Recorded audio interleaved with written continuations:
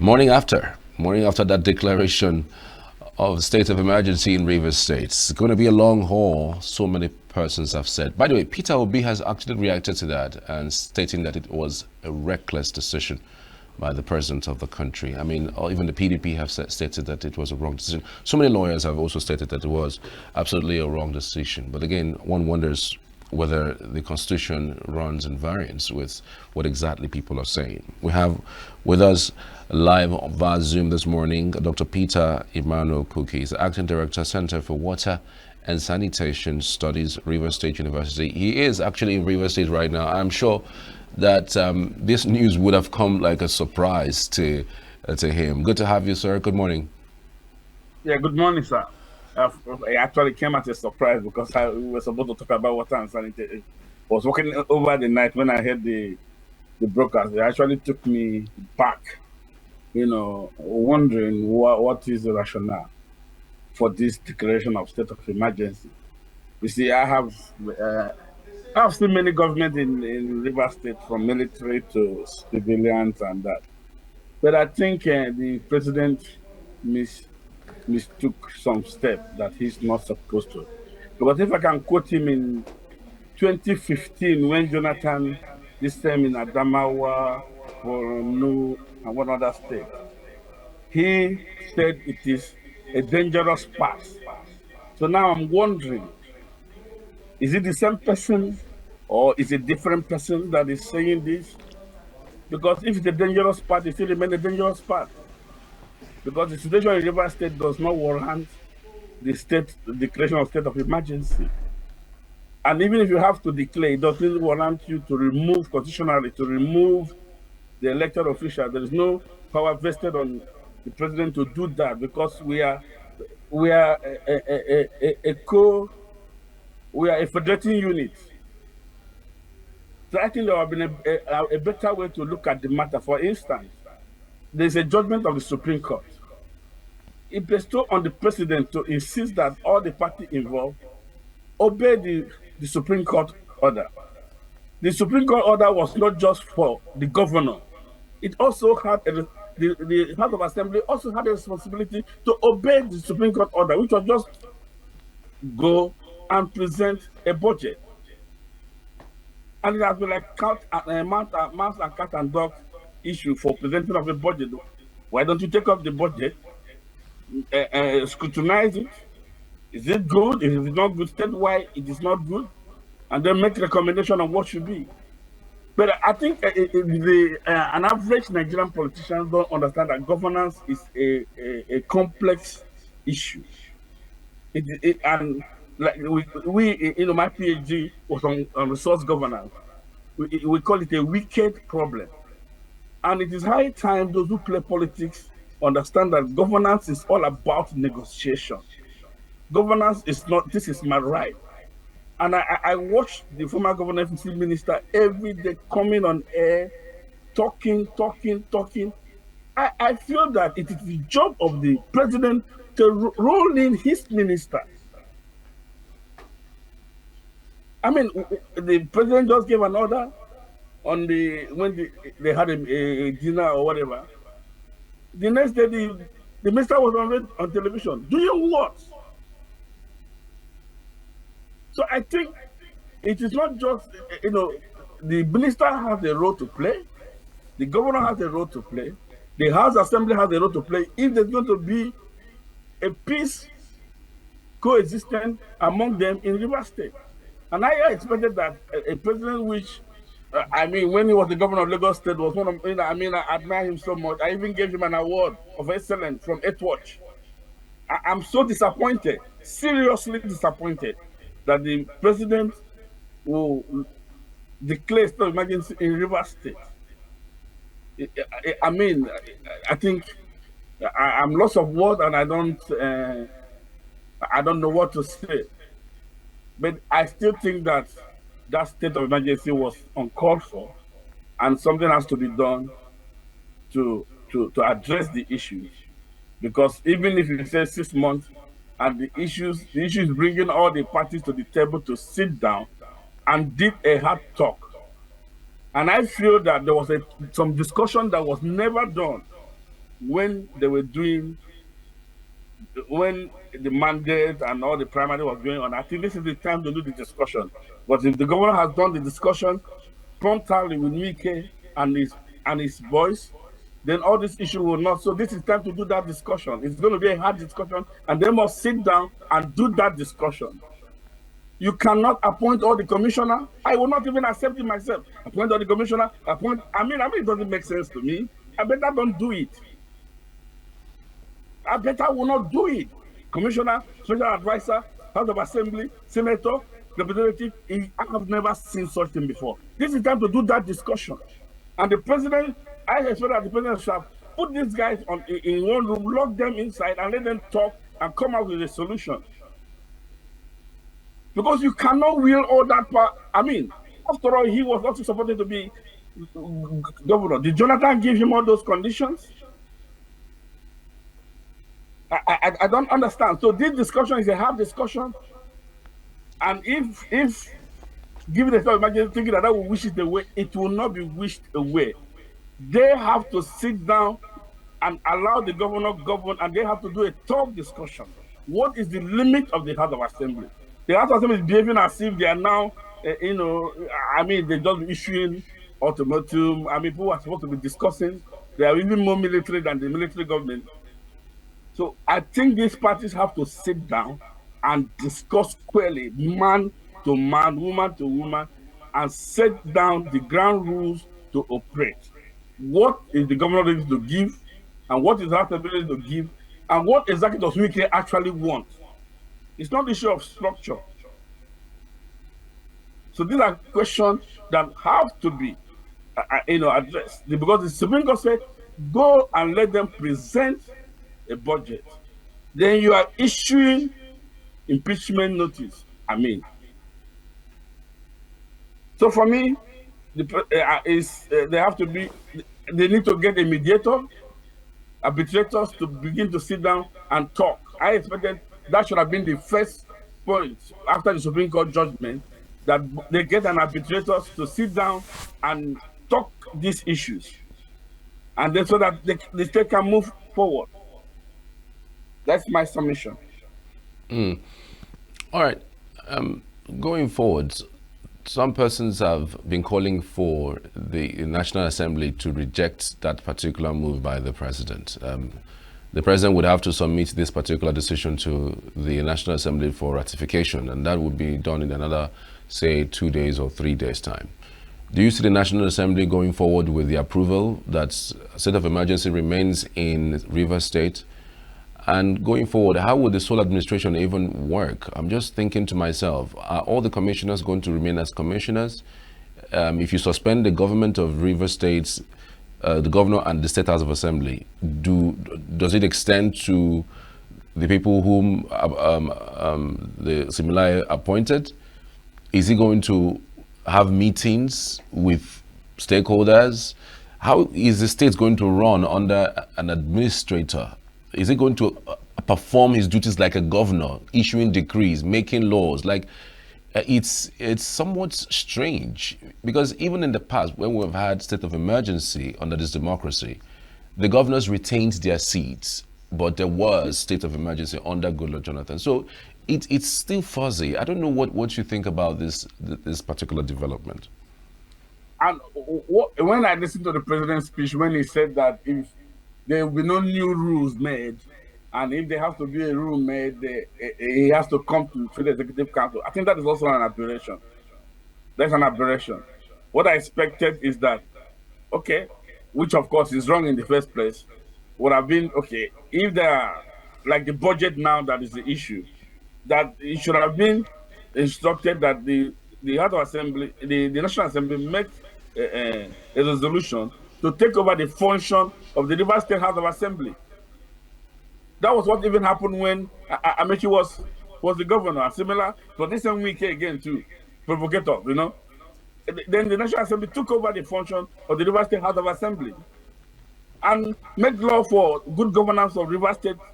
So I expected that it should have been that, okay, the budget should be, resolution passed by the National Assembly, and the budget be represented at the National Assembly, and the National Assembly pass it, and for it to become a law. Not that if there's anything to be made, you go to Federal Executive. Federal Executive Council is not a legislative arm of government. And two, I don't see the solar administrator removing the commissioners because he can't run the state without the commissioners. And again, for me, I don't. Akpabio Senate will pass whatever the president sent to him. Besides, even the representative of River State in this National Assembly. Again, let's even go back. Who did they meet? Have these guys ever gone to the constituency and asked them, what do you people want? People cannot just stay in the House of Assembly, National Assembly, and behave as if they put themselves there. Trump parliamentary have been going back to their constituency to do town hall meeting. Have these guys ever go to any place to do a town hall meeting and ask River State people, what do we do to solve this problem? And they are behaving as if Wike is their constituency. That is wrong. So it's even annoying for the same House to behave as if they put themselves there. Which they will send a letter of impeachment and send their constituency. Have they ever had a meeting with their constituency? Have they, do they even have an office? Where is their office? Have they opened it? Do they have a staff in their office? Who have they consulted to say this is what is happening in the state? And what do you think we do? They don't behave as if they own themselves. They are not representing anybody, both those in the national and in the state. And it's an embarrassment to us as River citizens. This is the state to one of the most intellectual people in the country, and we are behaving as if we're illiterate. This is annoying for me because they are supposed to consult us and say, what do we do? Have they discussed it with us? No. They behave as if they own themselves. They behave as if because somebody said they bought phone for them. That's annoying. But even the minister for the FCT has also always, in fact, says that nobody won election in River State. He gave everybody their position. So maybe they are also working in that direction and maybe, trying to please him. So you would think that the reason why they're behaving the way they're behaving is because they want to please the Godfather, so to speak. No, it's not becoming because this same thing, Andrew Ban made similar statement in the presence of Obasanjo, in the state of Obasanjo, pursue them out of the place. Why should somebody open his mouth and say he bought phone for them? And because of that, they are not accountable to the people that they're representing. A president of Tinubu nature should drive those guys out of the state house and ask them to go and behave. I'm not saying because I'm an Opobo man. I'm saying because as an intellectual, I have taught in the Netherlands, I've taught in Thailand, and when I had this war, talking about governance, water resources. And we see how other people behave. Why should we behave differently? These young men, all of them are graduates, they went to school, sound human beings. Then why are they behaving this way? They should have at least have constituency meeting, call the constituent, and we discuss. We are not saying Puma is a saint. We are not saying anybody is a saint, either am I a saint. But the point is, you are representing people. Have you ever consulted the people you are representing to get their input to how the state should move forward? So nobody should grandstand it. Nobody is more rivers than me. I don't have to be a minister or a House Assembly member to contribute my quota, which I've been doing. I've been training students since 1992. Graduating students, building the capacity of the state across the country. So nobody is more rivers, nobody is more Nigeria than I am. If you say you're a legislator, you should be able to have meetings with your constituency. Ask them when they come for your interview, have they ever, since these issues have been happening, have meeting with their constituents? And what is the input of their constituents? That is the question they should answer. Right. Going forward, really, there are several sides to this story. So many persons said that, look, this is also about the 2027 elections. Rivers State is one of the very, very, huge states when it comes to delivering a number of votes. And, it will also depend on the person who is there as governor who could help deliver the numbers. So many persons feel that the reason why the president took the decision that he took was because he was also looking at 2027. The suspension is for initial 6 months. So if after 6 months there is no resolve or there is nothing to it, it might even extend further to another 6 months. Do you see 2027 as part of the reasons why the president took this decision? It's not logical. I'm a student of critical thinking. There's no linkages between what is happening at 2027. But if there's a link, then I think the president may not have the vote of the River State. If there's a link at all, because an ordinary citizen on the street of River State, for 8 years of wicked government, there was no promotion in the civil service. For 8 years of wicked government, Wike destroyed the River State Sustainable Development Agency that granted scholarship to River State citizens. For 8 years, Songhai Farm that produced food for River State was killed. For 8 years, the traffic agency of River State was killed. You want me to tell you, bodies that have laws established by the law of the House of Assembly was declared redundant. There is no office for Environmental Protection Agency in River State. These offices were existing. So if it is logically 2027, then they fail. They won't get the River State vote. I'm not a politician. I'm talking about the average River State. People lost their job. Students that went outside to school were turned back. Some frustrated. And then these people are talking this. It has nothing to do with 2027. If it does have, then there's no vote for Tinubu for 2027 in River State. Wow. Because we're talking about the people. The people should be the center of any government. The people should be the center of any government. And any government that don't consider the people, any system that don't treat the people, 8 years, no promotion. Nothing was added. The people should be the center of government. And I think what we're doing in this country is not governance. We are joking in this country. Do you think that Fubara should have also made some concessions? Because so many persons also point his direction that he is part of those who made this suspension happen. Do you think that Fubara should have also made some concessions? The president says that the pipeline bombing happened, and he didn't even make any efforts to stop the bombing. He didn't even call for order. Do you think that he also should be blamed for part of the things that have happened so far?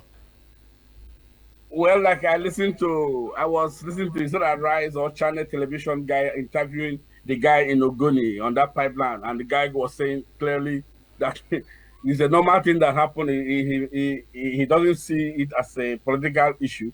But if that maybe for now, maybe if it has any connection. But for me, the point I'm making is that governance is negotiation. Of course, I've said it when I started. Negotiation. There has to be a negotiation. And what I expected, even from the beginning, when this issue started, would have been to look for a good arbitrator that can go in between the parties to have a discussion, because they have to sit down and discuss. Even after 6 months, they don't sit down and discuss, then the issue will still continue. They must sit down, and I know all these guys, they're my friends, I know them.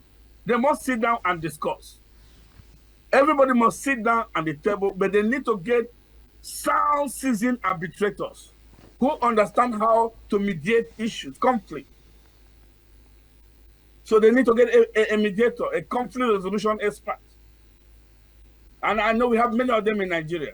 Or if they feel it's not okay for that, they can go outside and hire but there has to be a discussion because governance is all about negotiation, trade-off. They have every party must trade off. So I am. That's why I say he also have his own share of the blame. The minister has his share of the blame. All the parties involved have the share of their blame because you cannot say you're talking about governance and you're fixated in your position. There must be a negotiation because that would have been the first point, even before whether budget is presented or not. There have to be a negotiation. What are they ready to trade on? What is even the issue?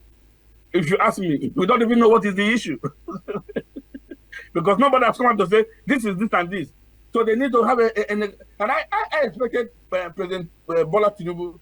I so much respected him. I told you, we gave him a word of excellence as governor of Lagos State in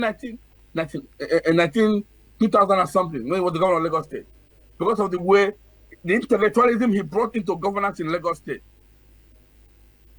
But I'm not seeing that much now, maybe age. So I expected that him at that level would have been to call these people. Well, you have called them, but not to issue a mandate statement of 8 points. No, they have to sit down and discuss. So both parties have misfired in this issue. Right. So they have a role to play. But I'm just wondering, I mean, what is Wike really telling the president to this point? What is it telling the president about the River State that it looks like he's giving him an unfettered access to do what it is that he's doing?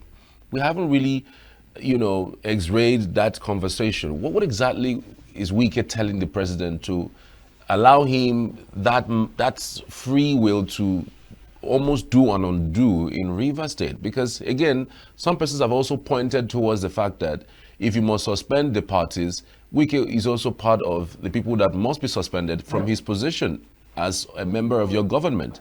Do you think there is a bigger issue in this regard? Well, for me, I wouldn't know what the honorable minister is discussing with the president, but I think the president should have also called him to order, at least to like he said, cool your temper. He like using that word, melembe, melembe. So I think the president would have also called him to melembe and melembe. That's the word he likes to use. So that, because each time he comes to the airwave and said some of those things, they agitate a lot of mind, not only even the politicians, the ordinary citizens get worried. So I think the president should have also, I'm not saying he should be suspended, but at least he should call him to order to at least calm down. There have to be a ceasefire. Let's hope this is a ceasefire. Not tomorrow we see him again on television. There have to be a ceasefire. And then they have to, like I said, there have to be a negotiation. I don't know what he's telling the president. I'm not there. But the president should be wise enough to take a decision to the interest of Nigerians. Like we are saying in River State, the issues are very, very serious, and we don't want this thing to continue. I would think that the administrator role now could be more of a mediation, try to find peace, trying to find parties to discuss whatever is why they cannot see eye to eye and govern. So I think maybe if that could be an extra mandate for the sole administrator to, at least he has worked in River State before, to probably understand, and it's a neighboring state, so he should be able to try to see how he can mediate and make sure, because the issue is just that the both parties can sit in one room and have a meeting and talk.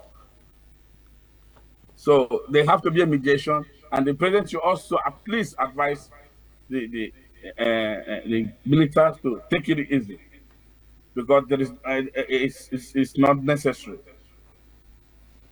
But it's not part of his mandate to put them together now, or maybe to discuss with them to find amicable peaceful resolution to the matter. Is it part of his mandate as a sole administrator of the state? Well, because he can't really govern without getting the people on his side. He has to get the people on his side, and of course, I see starting with series of meetings with different interest groups and all that.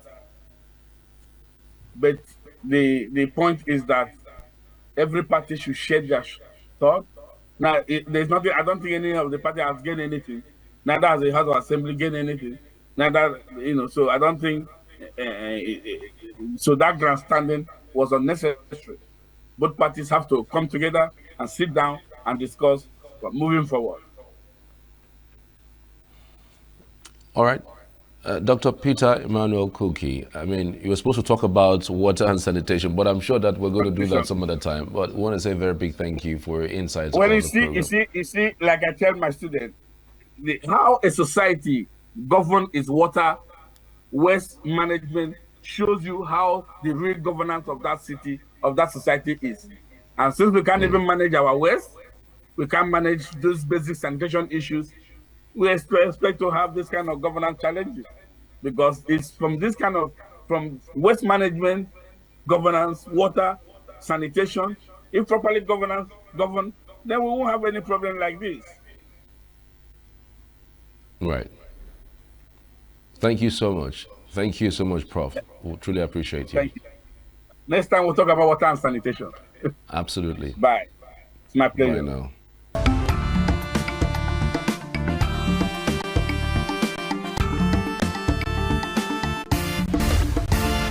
Signature TV, news in your pocket.